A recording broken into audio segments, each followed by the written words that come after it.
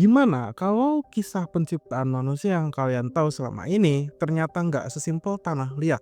Gimana kalau tanah di ayat itu sebenarnya debu bintang dan Adam adalah hasil proyek kosmik miliaran tahun lalu? Wah, emangnya bener kayak gitu? Sini Mimin jelasin. Halo semuanya, selamat datang di Edudia Channel. Yang belum tahu proses penciptaan manusia dari tanah, jangan lupa subscribe. Di sini Mimin bakalan ngejelasin gimana sih sebetulnya kata tanah dalam penciptaan manusia itu dijelasin dan terjelaskan oleh seorang ilmuwan dari Indonesia yang menjelaskan antara sisi Al-Quran dan juga sisi sains. Oke, kita langsung masuk ke videonya aja. Ya, bagi kalian ya yang tumbuh besar dengan cerita Nabi Adam, bentuk dari tanah liat, terus ditiupin ruh dan jadilah manusia pertama. Ya, jadi cerita ini udah jadi gambaran baku gitu kan ya di kepala banyak orang. Nah, tapi Profesor Dr. Ahmad Baikuni, fisikawan nuklir Indonesia, mantan peneliti di Badan Tenaga Atom Internasional, ngelihatnya itu beda banget. Nah, dalam bukunya Al-Quran dan Ilmu Pengetahuan Kealaman, beliau itu nulis, manusia itu bukan berasal dari tanah di kebun belakang rumah, melainkan dari debu bintang yang terbentuk sejak awal alam semesta. Ya, dan dari pemikiran ini ya sangat-sangat mind blowing gitu. Soalnya dia itu nggak sekedar tafsir bebas, tapi nyambungin ayat Quran sama astrofisika modern. Nah, Al-Quran itu nyebut 3 istilah dalam konteks penciptaan manusia. Yang pertama itu ada turab, yang kedua itu ada tin, dan yang ketiga itu adalah salsab. Bagi kalian yang belum tahu, turab itu artinya debu atau tanah kering. Yang kedua itu tin itu tanah liat basah. Ya, intinya campuran tanah sama air lah. Nah, terus yang ketiga itu salsab, itu tanah liat kering yang udah keras kayak tembikar gitu. Nah, kebanyakan orang baca itu literal, tanah liat, kering, terus jadi manusia.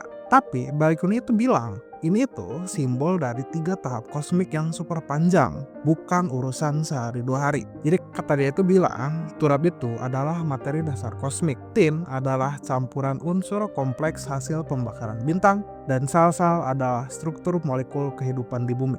Nah, buat lebih jelasnya, bayangin kita balik ke 13,8 miliar tahun lalu. Jadi isinya itu alam semesta itu cuma kegelapan aja. Terus ada gumpalan energi pasca Big Bang gitu. Nah, dalam hitungan 6 menit pertama, terbentuklah unsur-unsur ringan hidrogen dan helium plus sedikit litium. Ya, inilah yang biasa disebut debu dalam versi kosmik gitu. Nah, Baikuni nyambungin ini ke dalam kata turab. Kata beliau seperti ini. Debu yang dimaksud bukanlah tanah di bumi, melainkan materi awal alam semesta, yang nantinya bakalan ngebentuk segalanya, termasuk manusia. Nah, di tahap ini belum ada karbon, oksigen, apalagi unsur-unsur yang bikin tubuh kita. Baru bahan mentahnya aja. Semua unsur berat itu baru lahir jauh kemudian di dalam dapur bintang.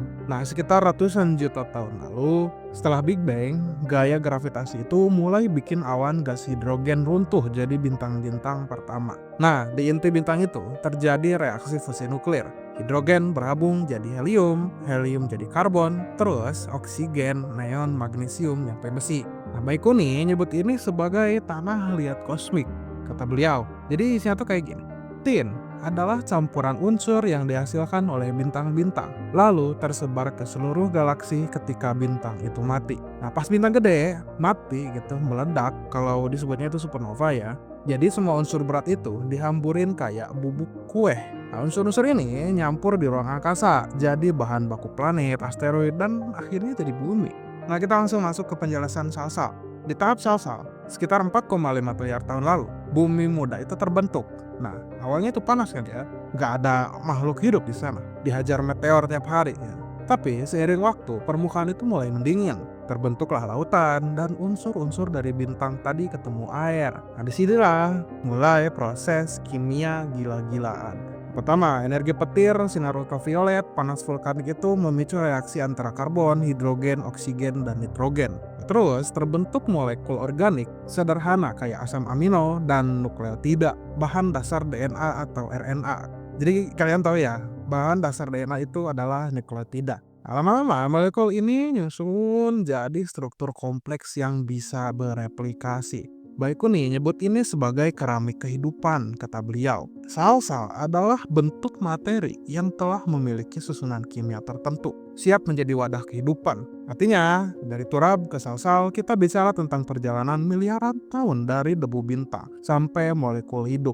Nah, kenapa sih sebetulnya semua ini masuk akal? Nah, jadi yang pertama, semua ini sesuai dengan astrofisika. Ya, jadi ilmuwan modern setuju semua unsur barat di tubuh kita kayak karbon, kalsium, besi dibuat di dalam bintang.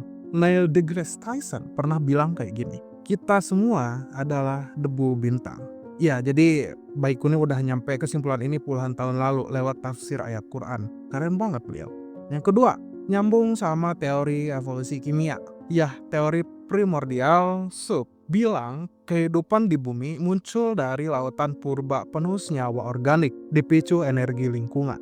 Yang terakhir, yaitu nggak bertentangan dengan ayat. Pasti, itu harus pasti. Kenapa? Baikuni nggak bilang ayatnya itu salah. Dia cuma kasih kacamata lain bahwa istilah tanah liat bisa mewakili proses kosmik, kata dia seperti itu. Nah, implikasinya apa? Pertama, persatuan manusia. Kalau semua manusia berasal dari debu bintang yang sama, gak ada alasan buat ngerasa lebih tinggi dari orang lain. Ya, kita literally kayak saudara satu kosmik aja gitu.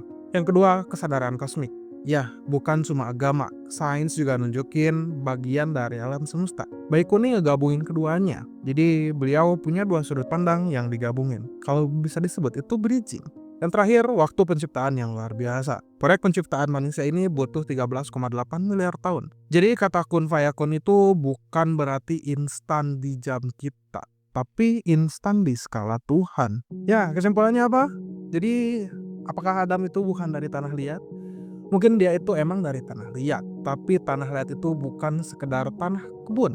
Itu adalah adonan unsur kosmik yang dimasak di bintang, dilempar ke galaksi laut supernova, lalu dibentuk di bumi jadi wadah kehidupan.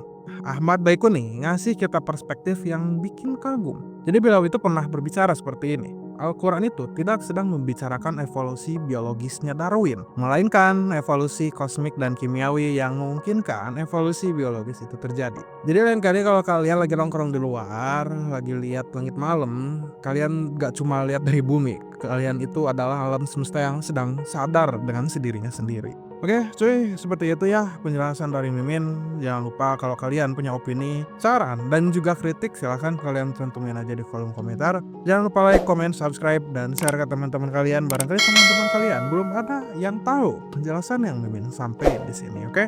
Seperti biasa, see you on next video. Sampai jumpa di video selanjutnya. Bye.